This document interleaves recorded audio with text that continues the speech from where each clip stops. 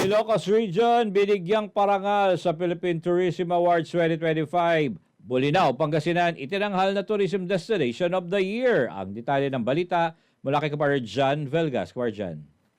Yes, partner, ginawa ng pagkilala ang mga natatanging kontribusyon ng Ilocos Region sa larangan ng turismo sa ginanap na Philippine Tourism Awards 2025.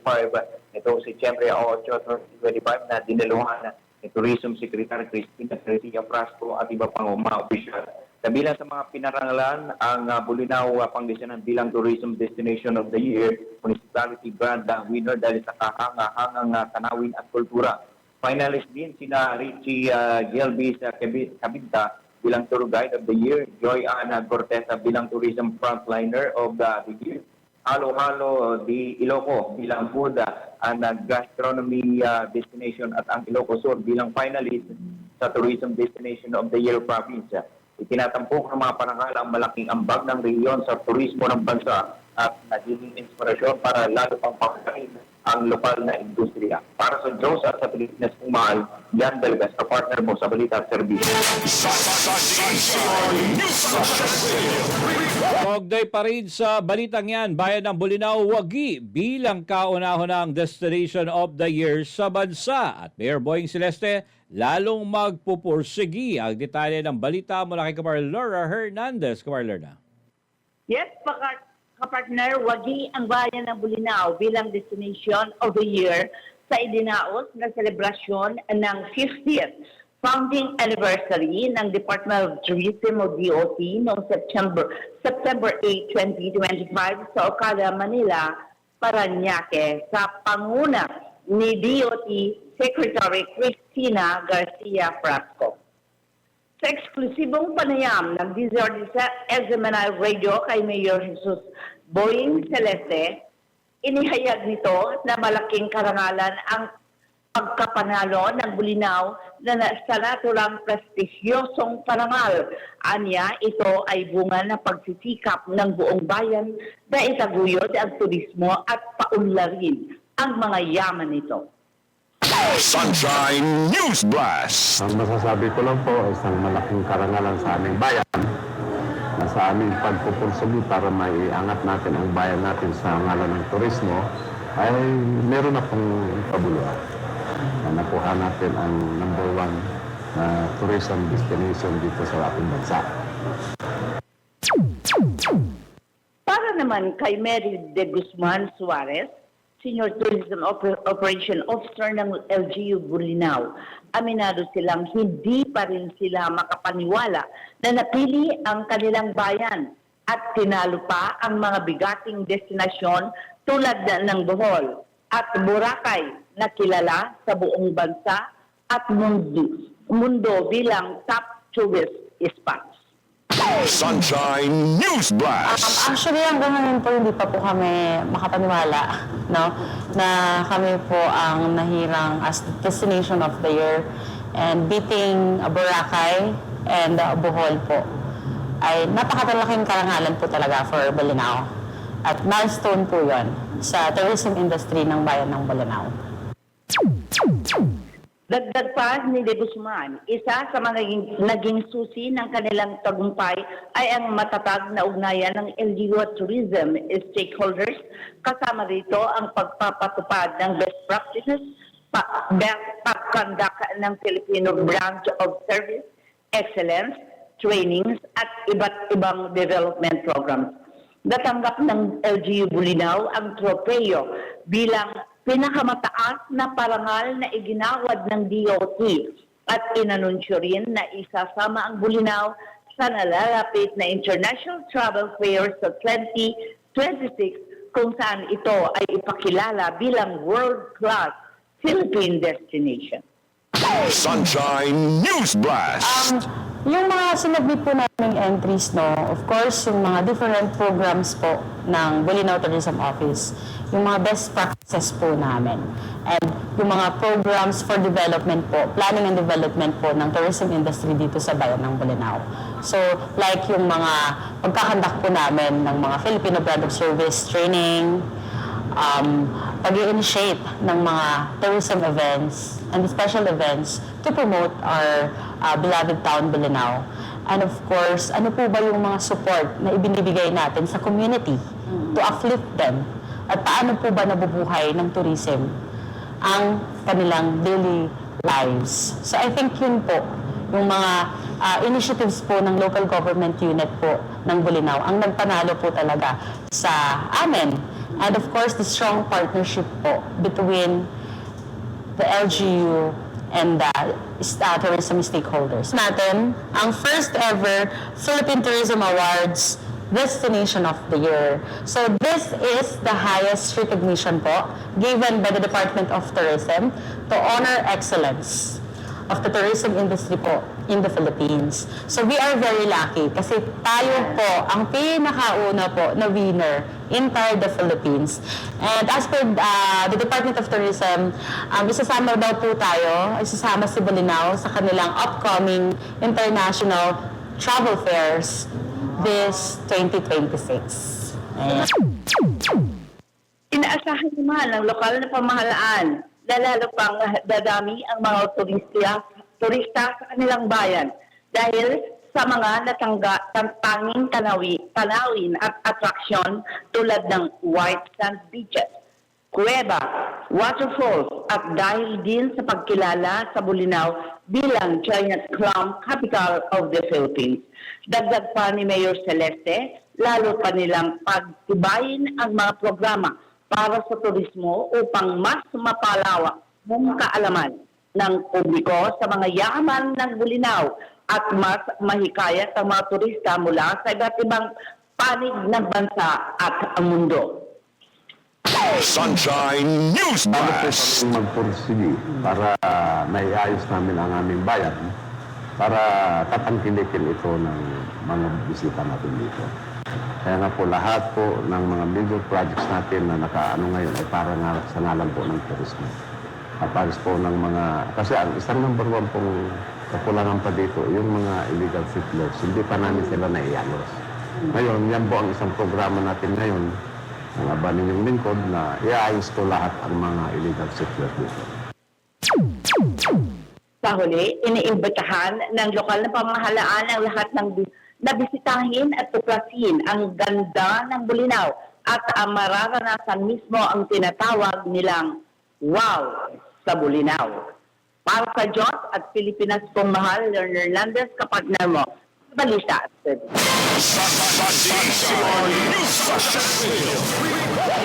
Dagdag pa balita, Panelco 3, opisyal nang binuksan ang kanilang collection office sa bayan ng Lawak, Pangasinan at mas malawak at komportable ito ayon kay Mayor Balderas. Ang detalye ng balita mula kay Marshila Balog-Marshila. Formal nagbuksan ng Panelco 3 ang Lawak Collection Office na natagpuan sa Barangay Kasampagaan, Lawak, Pangasinan. Sa eksklusibong panayam kay Engineer Romeo Lapitan, Northern Area Office Manager ang bagong opisina ng Panelco 3. Sa Lawak ay hindi lang bilang collection office kundi magsilbi rin itong satellite office. Sunshine News Blast. Gaganapin ngayon yung mga transaksyon. Malapit lang naman yung pinanggalingan namin, pero mas maganda yung bagong lugar, mas maluwag para sa benefit at comfort ng mga paying consumers. Parang satellite office din siya kasi nagkikater din kami ng mga request complaints, hindi lang sa pagbabayad. Samantala, dinahati ng Lawak Mayor Ricardo Balderas sa mga kababayang consumer ang bagong tayong Panelco 3 na meron na ito mas komportable at malawak na lugar kung ikumpara sa dating opisina. Sunshine News Blast. Mga kababayan, mga consumers na katulad ko dun sa Panelco 3. Napakaganda na yan ang kanilang bagong opisina. Komportable po tayo na habang naghihintay yung na magbayad tayo, hindi na tayo nakapila dun sa labas. Ngayon, nakaipon na tayo. Kaya komportable na po tayo sa Tagalawak na magbayad ng ating bill sa bill ng electricity sa Panelco 3. Ang bagong opisina ng Panelco 3 sumasakop sa 4 na bayan at kabilang ang bayan ng Lawak, San Manuel, Binalona at Costa Rubio. Langin itong magbigay ng mas mabilis, mas naginawa at mas consumer-friendly na serbisyo para sa mga member consumer owners sa lawak at mga kalapit na lugar mula sa bayad ng bills sa kuryente hanggang sa pagtugon sa mga na consumer at suporta ng kooperatiba. Para sa Just sa Pilipinas Mahal, Sheila Balong, ka-partner mo sa Balita at Service.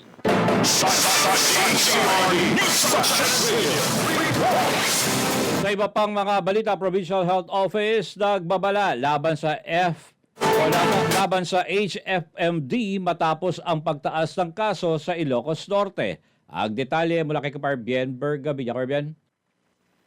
Yes, good morning, kapatid. Nagbabala ang Provincial Health Office ng Ilocos Norte laban sa mabilis sa pagkalat ng hand, foot, and mouth disease o HFMD matapos mabot sa 622 kaso ang naitala ngayong taon hanggang September 5. Mara isa 45 na kaso lamang noong nakaraang taon.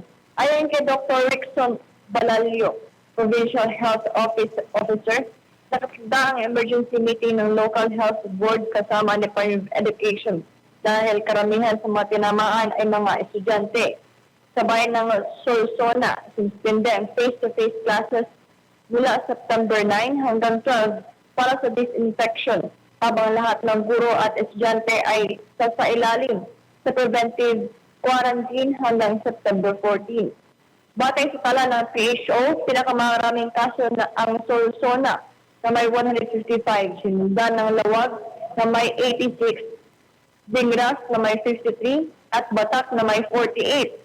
Payo ng mga eksperto agad magpatingin kapag nakaranas ng lagnat, singaw, sore throat at paltos sa kamay at paa upang maiwasan ang pagkalat ng sakit. Para sa Diyos sa Philippines, kumat si Denver Gabinya, kapartner mo sa balita.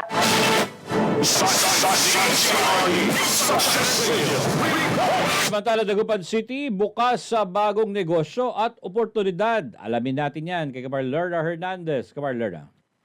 Mas marami pang oportunidad ang bubukas sa Dagupan City kasabay sa pagdating ng mga bagong negosyante at investors. Kabilang dito ang bagong 2 palapag na 8 unit na apartment building sa Sesame Street, Barangay Tapuac na pagmamay-ari ni Ginang Salome Paronoble o Paronable. Itatayo rin ang isang palapag na commercial building ng Save Trading Philippines Corporation at 2 palapag na 12 unit na apartment building sa Ayusip Road, Barangay Bunuan, City. Tiniyak ng City Engineering Office na ang mga proyektong ito ay nakaayos sa tamang elevation at drainage system. Sa ilalim naman ng Investment Central Open Board, garantisado ang mabilis at transparent na proseso na aplikasyon at pag-aproba ng negosyo. Para sa Diyos at Pilipinas kong mahal, Lerner Hernandez, kapartner mo sa balita at serbisyo. Pagsasanay sa Mokusaku Technology, isinagawa ng ATA RTC-1. Alamin natin ang buong detalye. Mula kay Jan Velgas. Jan. Yes, kapartner, sinagawa ng Department of Agricultural Training Institute Regional Training Center 1 o DAATI RTC-1 ang training on Mokusaku Technology and Institutional Management para sa mga rural-based organizations o ARBOS kamakailan sa bayan ng Santa Barbara, Pangasinan. Layunin ng pagsasanay na palakasin ng pamumuno, pamamahala at kakayahan ng mga organisasyon sa pagpapaunlad ng kanilang mga proyekto at komunidad. Kabilang sa itinurong paggawa at tamang paggamit ng Mokusaku Technology, isang makabagong proseso na lumilika ng wood and vinegar na pakinabang bilang organikong abono, pangtaboy sa mga peste at pagpaganda ng lupa. Ayon sa DAATI RTC-1, ang ganitong mga inisyatiba ay tutulong upang mas mapaunlad ang kakayahan ng mga lokal na magsasaka at masigurong sustainable na produksyon sa agrikultura. Para sa Diyos at sa Pilipinas kung mahal, Jan Belgas, ka-partner mo sa balita, serbisyo. Dagdag pang balita, OWA Region 1 nakilahok sa Fun Run and Zumba for a Cause ng CSC. Ang detalye, wala kay Sheila Balog. Sheila. Aktibo nakipahagi ang Overseas Workers Welfare Administration o OWA, Regional Welfare Office 1 sa Funland, ang Zumba for Access nagganap kamakailan sa 4.0 Center and the City La Union. Ang aktibidad ay pinangunahan ng Civil Service Commission o CSC na dinaluhan ng iba't ibang ehensya ng pamahalaan sa rehiyon bilang sa City-Isa. Ang aktibidad ay kabilang sa highlight ng month ng celebration ng 125th Philippine Civil Service Anniversary na may temang Bawat Kawani, Lingkod Bayani, Puso, Dangal at Galing para sa Bayan na sabay-sabay na ginugunita sa iba't ibang panig ng bansa.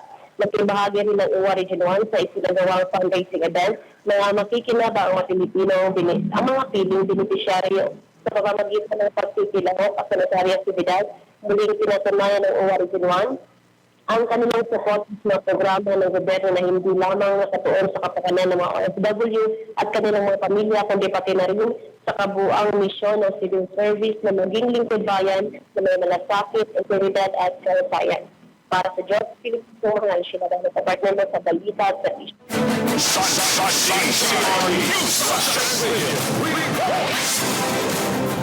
Dagdag pa ang balita, DTI Ilocos pinaigting ang digital transformation para sa MSMEs. Ang detalye mula kay Barbien Bergabinya. Barbien?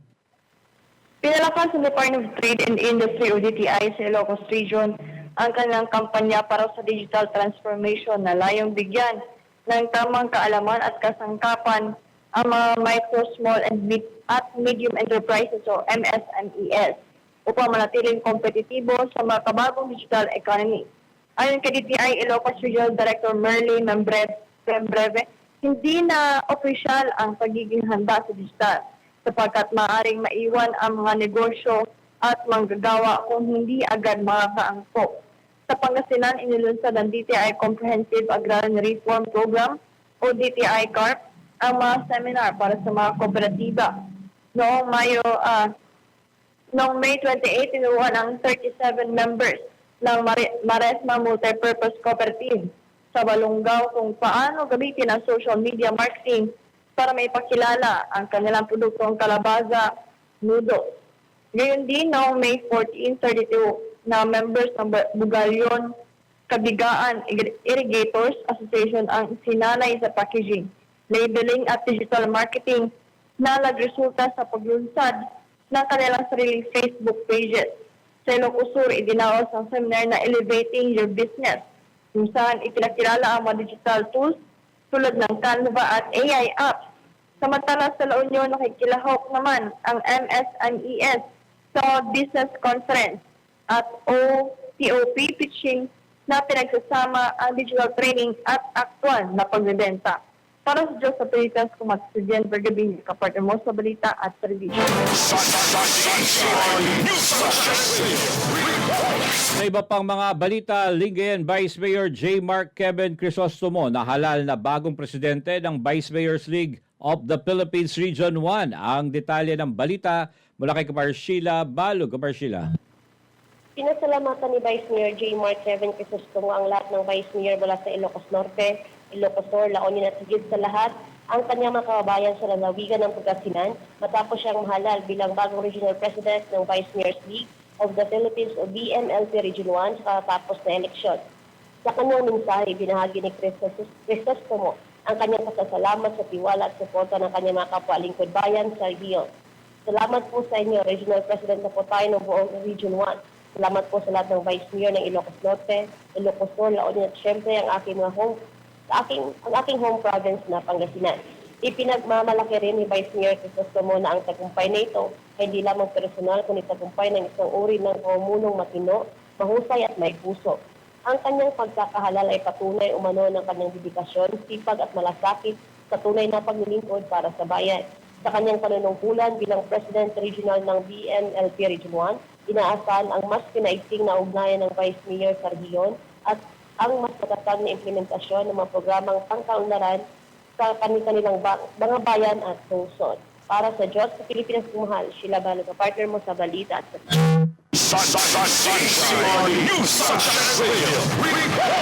Para sa uling detalye na ating balitang Regional DAR, naglunsad ang Agri-Extension Gender Mainstream at Crop Insurance Caravan sa mga magsasaka sa Basilan. Ang detalye mula kay Kaparbien Bergabinya. Kaparbien?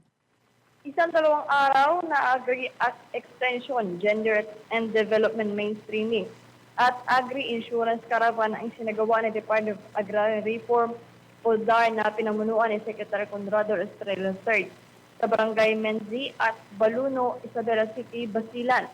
May kumulang 60 agrarian reform beneficiaries mula sa United Workers Agrarian Reform Beneficiaries, Multipurpose Cooperative at Latuan Agrarian Reform Beneficiaries Cooperative ang nakibahagi sa naturang aktibidad.